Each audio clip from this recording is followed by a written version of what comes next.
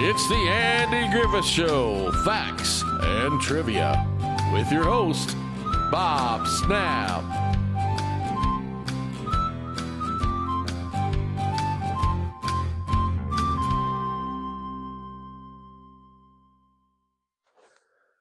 Hi guys, welcome to the Andy Griffith Show, Facts and Trivia. Are you staying warm? It is cold here, but I am staying warm. Don't worry about me. Today's video is on a memorable Mayberry villain who was actually a real troublemaker and who did time in San Quentin. You know who it is? Can you see behind me? Let's take a look. Every now and then, the Andy Griffith Show would really dig its boots in and play around with its Western TV roots, and in third season, High Noon in Mayberry tinkered with audience expectations of classic cowboy shootout at high noon. Because this was Mayberry, fans probably knew not to get too tense when the episode starts with Andy getting a letter from an ex-con that the Mayberry sheriff once shot in the leg. Since the ex-con took the bullet, he writes to Andy, he almost lost all feeling in the leg, and he tells Andy he intends to come to Mayberry to set things straight with the lawman who injured him. For the most part, Andy's unfazed, but as you expect, this news gets quite the rise out of Barney, who spends the rest of the episode sneaking around behind Andy's back trying to provide protective cover for when the ex-con arrives.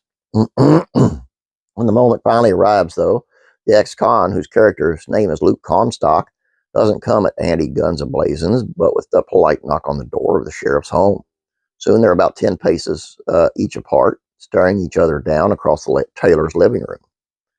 You've likely seen this scene countless times. It's a favorite Tags episode at the height of the show's run.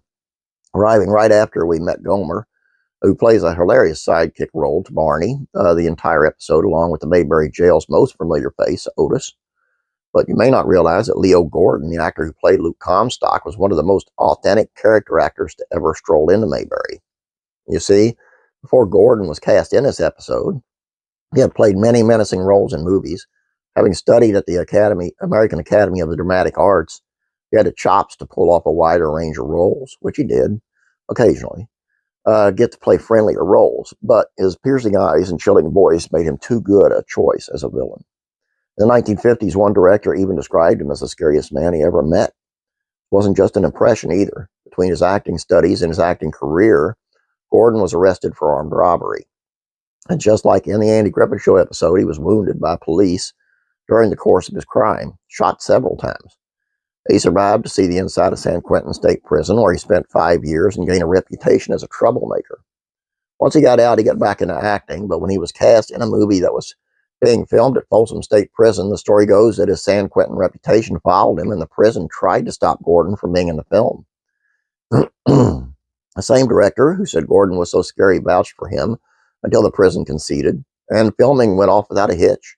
He continued acting in movies and then on TV, appearing in shows like Gunsmoke, Bonanza, Get Smart, Adam 12, and many more through the mid-90s.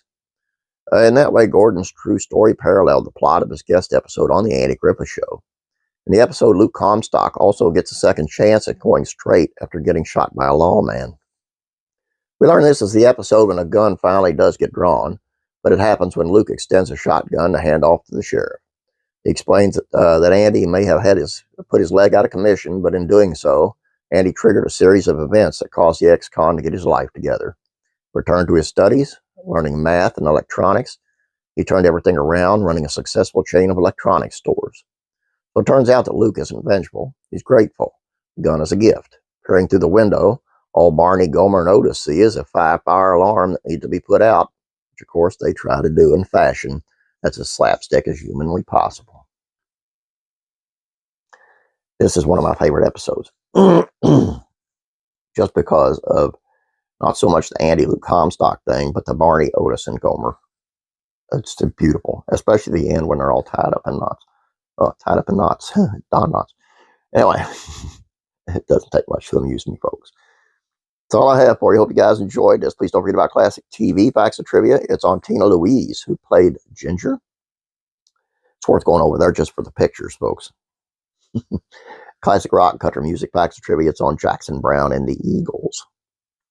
That's all I have for you. I hope you guys enjoyed this. Have a great day. Stay warm. God bless, and be praying for you.